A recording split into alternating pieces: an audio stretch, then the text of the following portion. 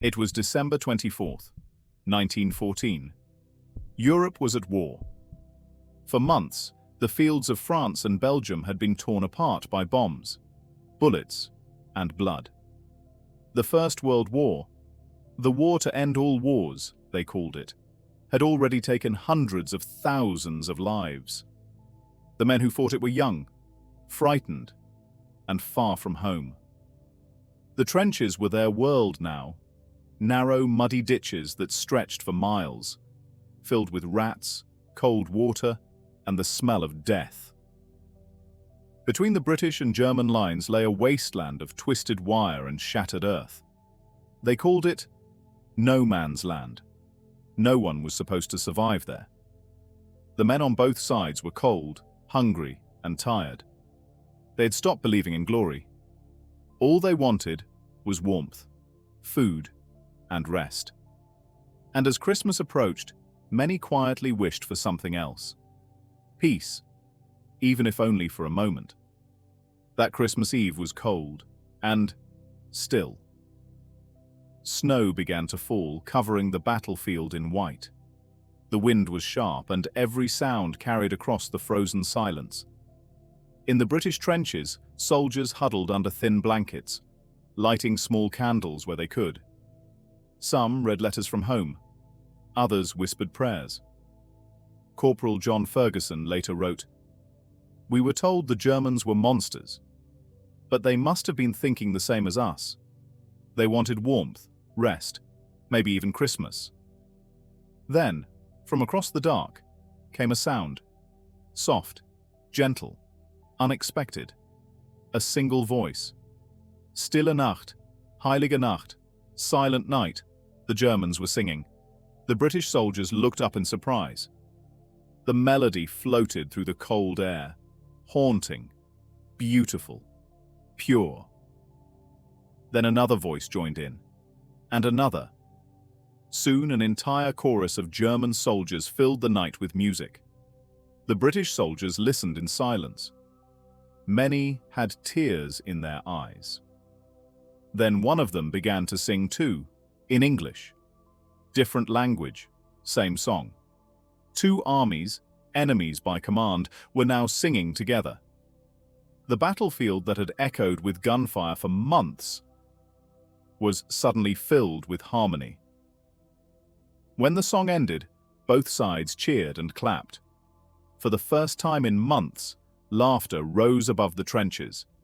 The next morning, the world was still. No shells, no gunfire, only frost and silence. British soldiers peeked over the edge of their trenches. Across the field, they saw movement. A few German soldiers standing, waving. At first, no one dared to move. Was it a trick? Then one German shouted in broken English, "Merry Christmas, Englishmen!" A moment later, a British voice answered, "Merry Christmas, Fritz!" Laughter broke out. One of the Germans climbed out of his trench, hands raised, carrying a small, white flag. A British soldier climbed out too. They met in the middle of no man's land, where death had ruled for months, and shook hands. Soon, more soldiers joined them. Dozens at first, then hundreds. Men who had been trying to kill each other only yesterday were now smiling face to face. They exchanged cigarettes, chocolate, and photographs of family. They compared buttons, badges, and hats. Some spoke through broken English and gestures, laughing as they tried to understand one another. Captain Clifton Stockwell of the Royal Welch Fusiliers later wrote, "It was like a dream. The Germans came out of their trenches, and we out of ours. We met in the middle, and shook hands, as if we'd been friends for years." For one silent night, the guns stopped, and Christmas, even in war, found its way back to the hearts of men. As the day went on, someone rolled out a football. No one knows who started it. Maybe a German soldier, maybe a British one. But soon, shouts of joy filled the air. They marked goals with helmets and kicked the ball across the snow. Mud flew, boots slipped, and laughter replaced the sound of war. British Private Ernie Williams remembered it clearly. It wasn't much of a match, more like a kickabout. But it was the best fun we had in the war. For a few hours, we were just boys again. One soldier even wrote home. The English beat the Germans 3-2. But who cares? We were all winners that day. Photographs were taken, though many were later censored. The commanders didn't want proof that their soldiers had stopped fighting. But those who were there never forgot. For one precious day. No Man's Land was not a place of death. It was a playground. Not every part of the front saw peace that day. In some places, fighting continued. But where the truce happened, it changed the hearts of everyone who witnessed it. The men helped each other bury their dead. They prayed together, in English, German, and French. They saluted fallen enemies and placed makeshift crosses in the snow. One German soldier carved a small wooden cross and wrote, "Here lie brave men. May God forgive us all in that moment." There were no sides, no empires, no orders, only men, fathers, sons, brothers, friends. That was the miracle of Christmas 1914. But miracles rarely last. As night fell, orders came down the line. The high command on both sides was furious. Fraternization with the enemy is forbidden. Return to your posts. Many soldiers ignored the orders, for as long as they could. They didn't want to shoot at the men they had just met, laughed with, and called friends. But the war machine rolled on. By December 26th, the guns thundered once again. The peace was over. The soldiers climbed back into their trenches and aimed their rifles.